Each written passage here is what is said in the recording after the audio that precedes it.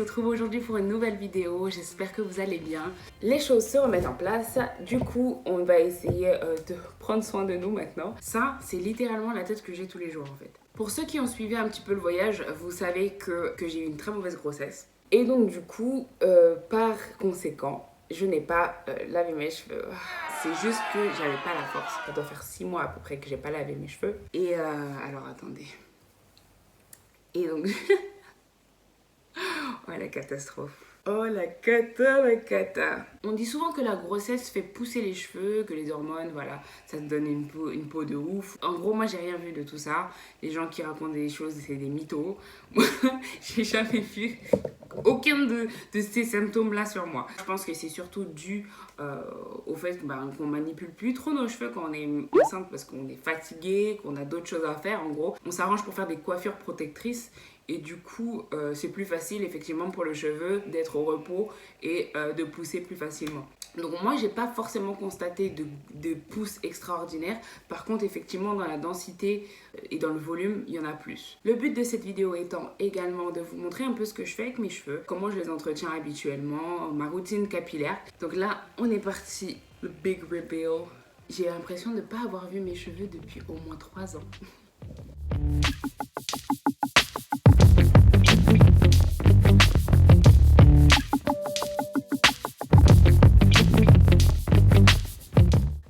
Il y a beaucoup de filles qui sont venues me voir en DM sur Instagram ou par message tout simplement en me demandant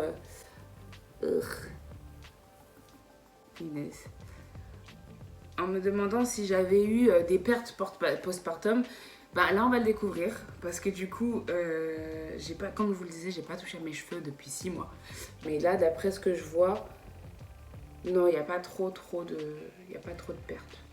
Il y en a un peu, mais vas-y, pas plus que j'aurais pu imaginer après 6 mois sans les toucher, quoi. On verra pour la deuxième.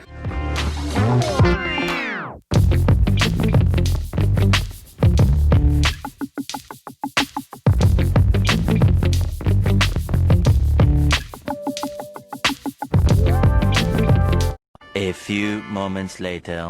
Ah ouais, non, j'ai pris du volume là, je suis vraiment trop contente. Après, il faut pas que je me fasse de fausses idées, je sais que ça va tomber. Ça, c'est inévitable parce que de toute façon, dans cette grossesse, j'ai tout eu, je sais que je vais perdre mes cheveux. Et si je les perds trop et que je me dis que c'est plus jouable, je vais les couper. Je pense que ça fait longtemps, ça fait au moins 2 ans que je me dis que je vais les couper, que je veux les couper très court et faire une teinture. Mais là, nous y sommes. Oh mon Dieu. Qu'est-ce que... Oh, ça me fait trop bizarre de me voir comme ça. Alors, on peut se faire un petit lens check.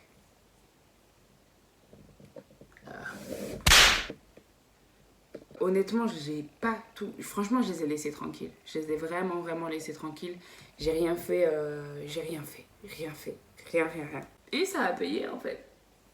Ça a payé, hein, ma foi. Au niveau de la perte des cheveux, ça va, ça...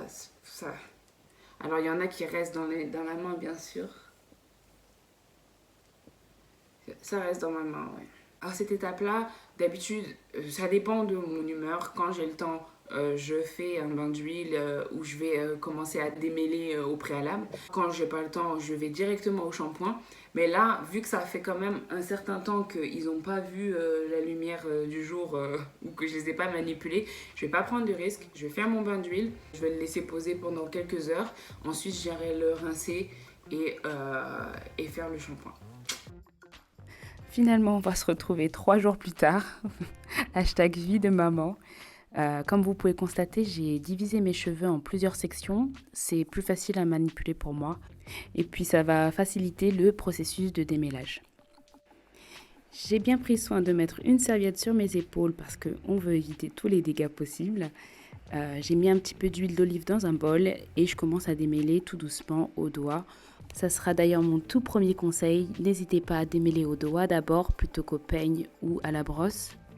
Ça vous permettra un démêlage plus facile par la suite. Bon, j'ai fini par mettre l'huile d'olive dans une petite bouteille finalement parce que c'était plus facile à manipuler.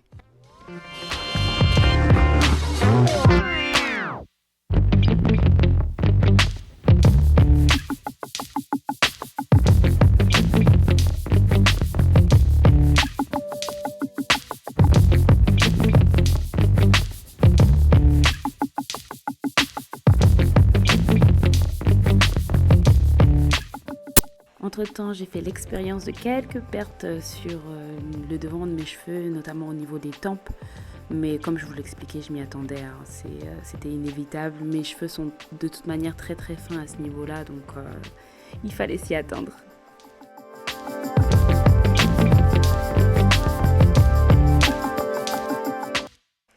J'ai terminé mon premier démêlage et je vais appliquer maintenant un film plastique sur mes cheveux. Le deuxième conseil que je peux vous donner, c'est de connaître la porosité de vos cheveux.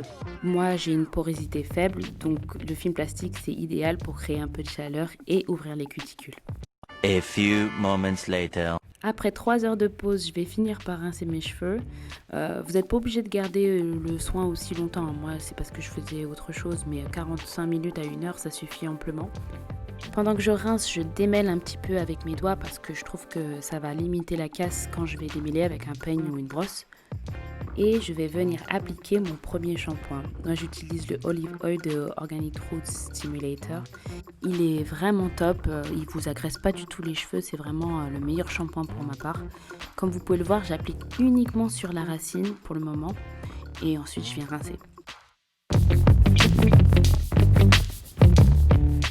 Je vais venir appliquer une deuxième fois mon shampoing avec une application cette fois-ci un petit peu plus en profondeur.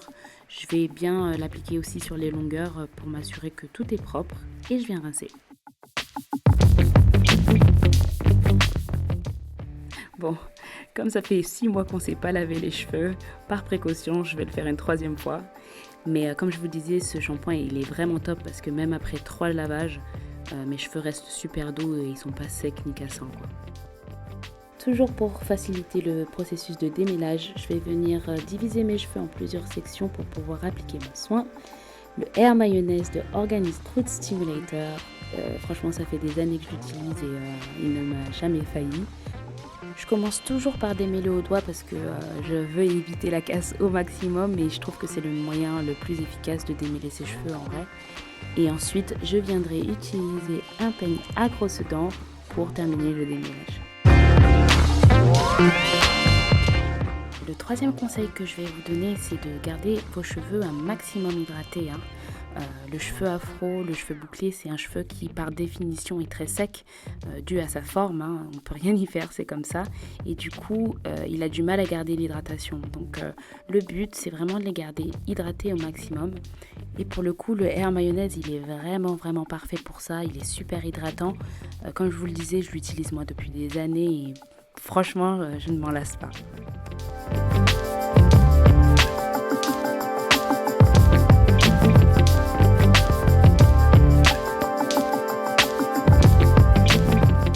Maintenant que j'ai terminé de démêler, je vais attacher mes cheveux et appliquer un film plastique. J'ai oublié de filmer, je suis vraiment désolée. Bien entendu, il y a eu encore un petit peu de perte, mais bon, pas tant que ça. Je trouve que je m'en sors bien quand même. Après 3 heures de pause, parce que je suis toujours dans le jus et que je peux jamais faire les choses comme je les ai prévues, j'ai rincé mes cheveux et je les ai séchés avec un t-shirt parce que je trouve que c'est moins agressif qu'une serviette en fait sur le cheveu, c'est plus doux. Je vais me faire des tresses, donc je vais utiliser mon peigne à petites dents. Ma crème hydratante, c'est la Coconut Curling Cream de chez Cantu et de l'huile de menthe poivrée. Et en plus, un peigne à grosses dents pour pouvoir démêler. Du coup, avant de les torturer, je vais masser mon crâne pendant une petite dizaine de minutes. C'est d'ailleurs le 4e conseil que je vous donne. Pensez à vous masser régulièrement le cuir chevelu parce que ça va activer la circulation sanguine et ça stimule la pousse du cheveu. Pour ma part, j'utilise la méthode LCO, Liquid Conditioner and Oil, c'est-à-dire que je vais venir appliquer un liquide, en général c'est de l'eau. En deuxième temps, je vais utiliser ma crème hydratante et ensuite par-dessus tout ça, je viens appliquer de l'huile pour sceller l'hydratation.